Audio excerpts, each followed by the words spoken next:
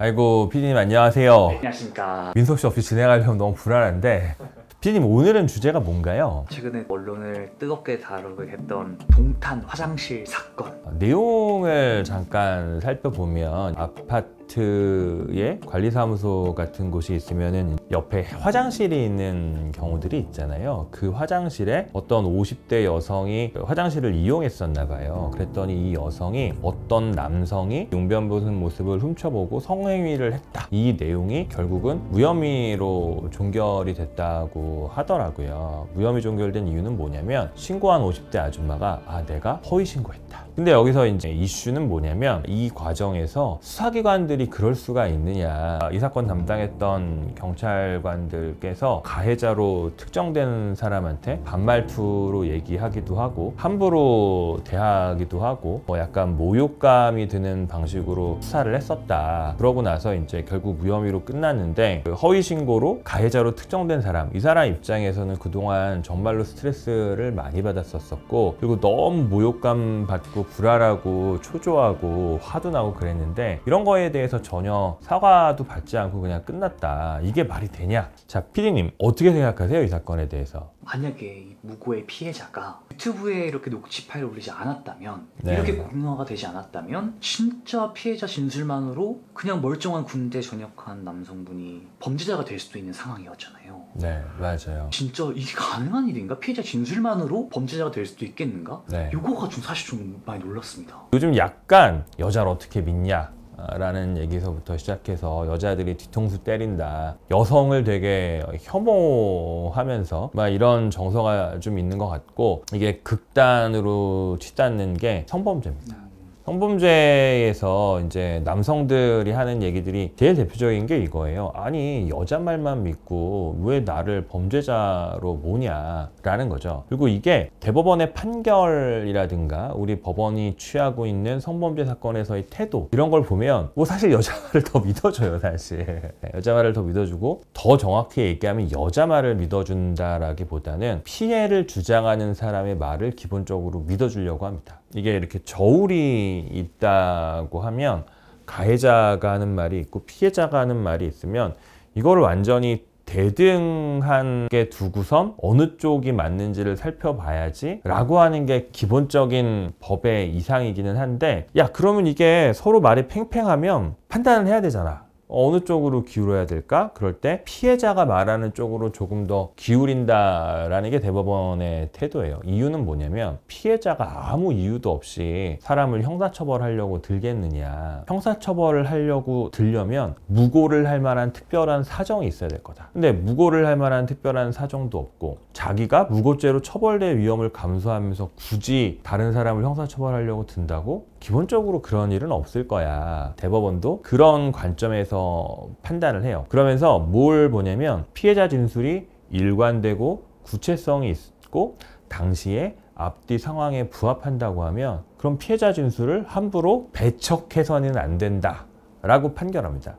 그럼 피해자 진술을 함부로 배척해서는 안 된다는 말이 피해자 진술을 믿어라 라는 말은 아닌데 피해자 진술을 가급적 믿으라는 뜻이 내포되어 있죠. 그러다 보니까 대법원이 이런 태도를 유지하기 때문에 법원의 판결은 당연히 이런 태도를 유지하고 법원이 이렇게 태도를 갖고 있으니까 당연히 수사기관도 그거에 따라서 수사를 하고 재판을 진행합니다. 그러다 보니까 피해자가 나타나서 이렇게 생판 모르는 사이, 도대체 무고할 이유가 전혀 없잖아요. 이렇게 생판 모르는 사이에서 예컨대 원나잇 같은 거 할 때 처음 만난 사이, 무고할 이유가 도무지 없는데 이 사람이 성범죄를 저질렀다라는 식으로 주장을 하게 되면 가해자 입장에선 정말로 힘든 상황들이 벌어져요. 근데 그럼 녹취록을 보니까 말씀하신 것처럼 경찰관들의 태도도 되게 문제가 되고 있는데 네. 반말하고 떳떳하면 가만히 계시라. 이거 가만히 있었다가는 진짜 이거 범죄자가 됐을 상황인데 네. 이렇게 대놓고 유죄 추정하는 수사기관의 이런 태도 이거 그냥 넘어가도 괜찮은 건가요?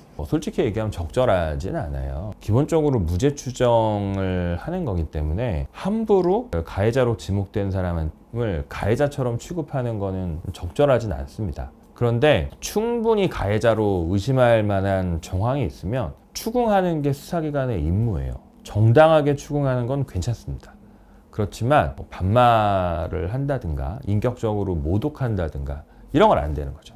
하지만 이렇고 이런 상황으로 따져보면 이거 당신일 수밖에 없는데 당신이 왜 자꾸 거짓말합니까? 이건 괜찮아요. 정당한 추궁과 부당하게 압박하는 건 다른 겁니다. 이 동탄경찰서 사안 같은 경우에는 꼭 정당한 추궁이라고 하긴 약간 애매한 구석이 있는 것 같아요. 한순간에 범죄자로 몰릴 수 있는 상황이 될 수도 있을 것 같아요. 이 사안에 대해서 전반적으로 좀 변호사님 의견이 좀 어떠신지. 성범죄 사건이 무고죄가 발생하기가 되게 쉬운 유형의 범죄입니다. 왜냐하면 성범죄 사건이 약간 일도양단적 성격이 있어요.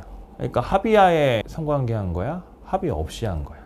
이런 일도양단적 성격이 있는 거거든요. 그럼 합의가 있었어? 없었어? 이런 거에 관한 이슈인데요. 그래서 혐의가 인정되거나 아니면 무고일 가능성이 되게 높아요. 그런데 요즘에 많은 사람들이 압니다. 법원이 성범죄 사건에서 피해자 진술을 믿어주려고 하는 거를 기본 입장으로 한다는 거를 사람들이 다 알아요. 그러다 보니까 자신 있게 신고하는 경우들이 있습니다. 그럼 여기에 더해서 피해자 진술을 믿어줄 때 진술이 구체적이냐, 일관성이 있느냐, 그리고 진술 자체로 합리적인가 이런 것들을 판단하거든요. 그러면 이제 피해자가 나와서 그렇게 이야기를 하면 수사기관에서는 기소하기 쉽습니다. 그러면 이거 어떻게 해야 되느냐? 수사 단계에서부터 피해자 진술의 신빙성을 잘 공격해서 깨는 방법도 있지만 법원의 재판 단계에서 깨는 방법으로 갈 수밖에 없는 경우가 많습니다. 수사 단계에서는 피해자 진술을 볼 수가 없어요.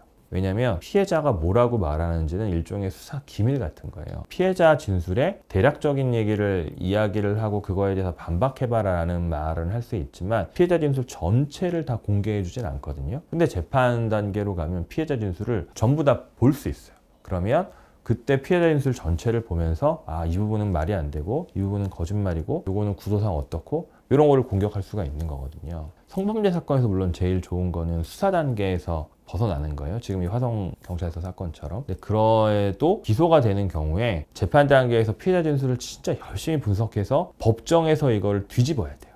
이거 진짜 어렵습니다. 그래서 성범죄 사건에서 검사 출신 변호사 이런 사람들을 선호하는 경향이 있는 거예요. 검사가 하는 일이 뭐냐면 사람을 신문하고 추궁하고 이게 검사가 평생 하던 일이거든요. 그러니까 이제 법정에서 신문하면서 피해자가 이상한 얘기를 하고 그럴 때 공격하는 능력이 더 많이 훈련되어 있는 거죠. 지금 이 사건 같은 경우에는 가해자로 지목된 남성의 어머니가 한몫하신 것 같아요. 정말 강하다. 네, 어머니가 한몫하신 것 같아요. 오늘 뭐 이런 정도 이야기하는 걸로 하고 종종 뭐 이렇게 좀 뜨거운 사건이 있으면 수사랑 재판 실무가 어떻게 되고 뭐 법적으로 결론 어떻게 날지 이런 얘기들을 종종 하도록 하겠습니다. 여기서 마치는 걸로 하고요. 김부자의 검사회전 사랑해주세요. 감사합니다.